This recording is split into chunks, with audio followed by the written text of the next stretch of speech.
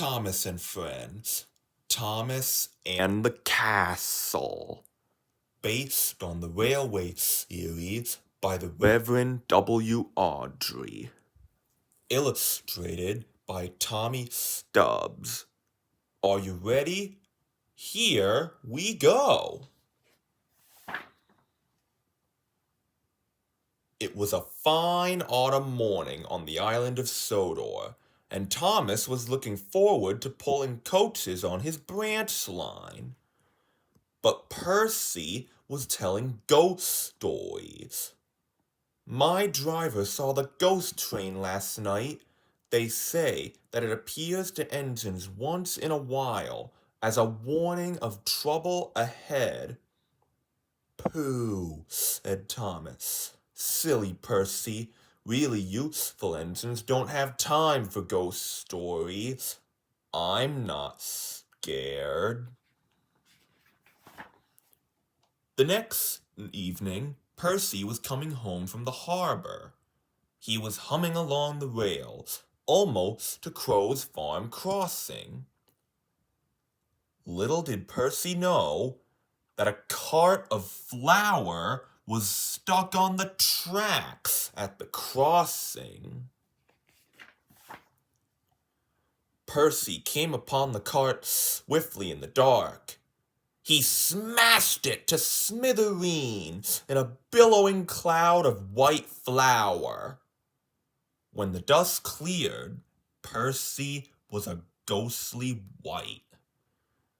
Boy, he really is white.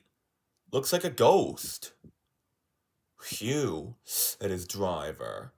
I'm glad no one was hurt, Percy, but you look like a ghost. Let's get you to the washdown. Let me stay this way, said Percy. I think I know someone who deserves a good scare. On the way home, Percy came upon Toby and convinced him to help scare Thomas. Toby pulled into the yard first and told Thomas Percy's had an accident.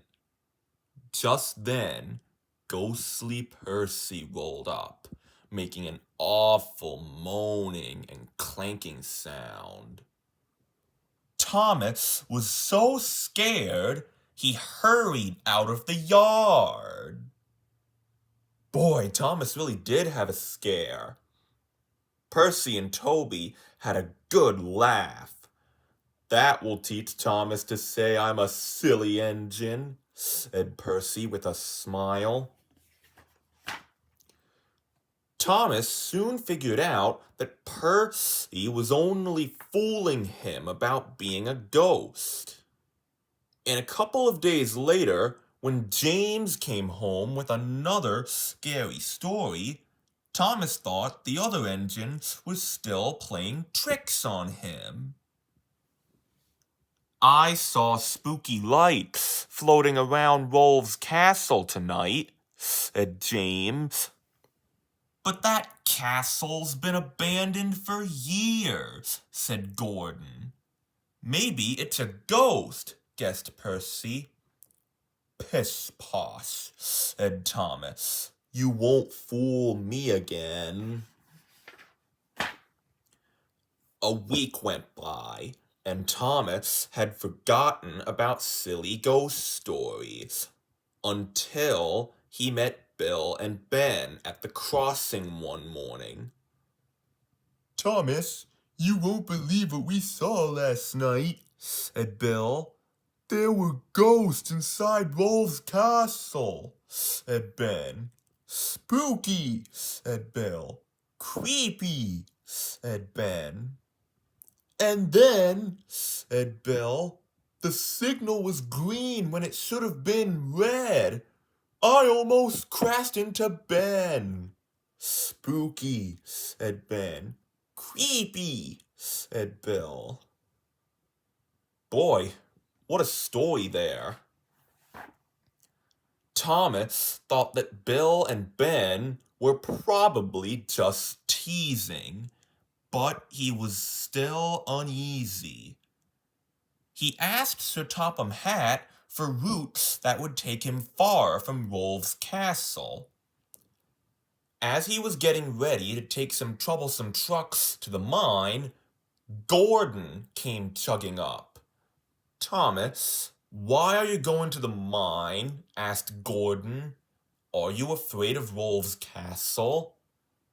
"I'm not afraid of anything," wheezed Thomas, and he chuffed away. "I'll show him," said Thomas. "Scaredy cat," sang the trucks.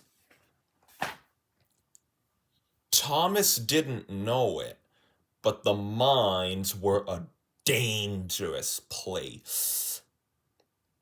Long ago, miners had made tunnels, and some of their roofs were not strong enough to hold up an engine, even one as small as Thomas. There were danger signs everywhere. But Thomas was still stung by Gordon's and the truck's taunts. "I'm not afraid of a silly old sign," thought Thomas. To prove he wasn't afraid, Thomas bumped some empty trucks fiercely, sending them right through a sign and onto the siding beyond. Thomas foolishly followed the trucks right onto the dangerous siding. "Hurrah!" laughed Thomas. "There's nothing to be scared of." Just then, the rails started to quiver. The track gave way, and Thomas sank into the mine. "Oh dear, Thomas is stuck. He's stuck in the mine." Gordon had to be sent to pull Thomas out of the hole. "Thanks, Gordon," said Thomas. "I was just trying to prove I wasn't scared of anything." "That's okay," said Gordon. "I'm sorry I made fun of you." Thomas decided that being foolish was not the same as being brave. That's true. Being brave means having courage, and being foolish means being silly. So, when Sir Topham Hatt needed an engine to pull a special right to Rolf's castle, Thomas volunteered. He wanted to be a really useful engine. As Thomas started off for the castle, night was falling and fog was rolling in. Thomas was very afraid, but he chugged on bravely. Ahead in the fog, he saw an eerie glow. "It's a ghost," he thought, "just like the one James saw." "A ghost? Oh boy, looks like those scary stories are true." But as Thomas came up the hill, a brisk wind blew and the fog cleared. Thomas saw that there was no ghost at all. It was just the fog man with his lantern. Oh, so it wasn't a ghost. It was just a lantern James saw. Thomas realized that James hadn't seen a ghost after all. Just lanterns in the fog. But what were lanterns doing in an abandoned castle? Gee, I don't know. What could lanterns be doing in a castle?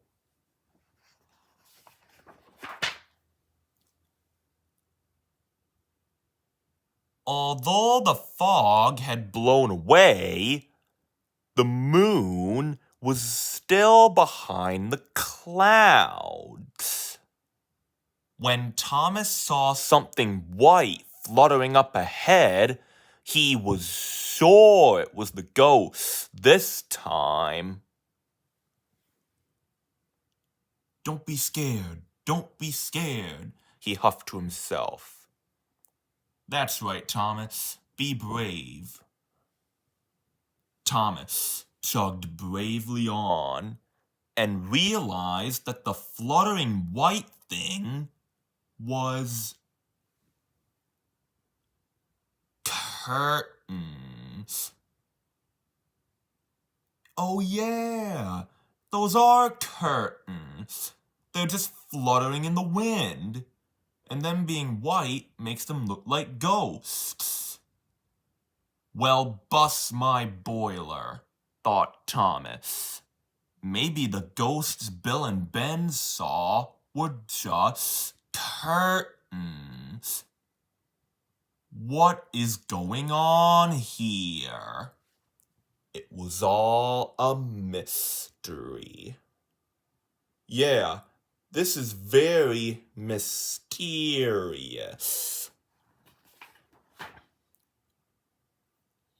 When Thomas approached the signal near the castle, it was flashing red, then green, then red again. That's funny, said Thomas to the signal man. Bill and Ben were having problems with this same signal the other night. But Thomas wasn't scared anymore. He thought he might have an idea what was going on at the castle. He asked the signal man, "Are there people moving into the castle?"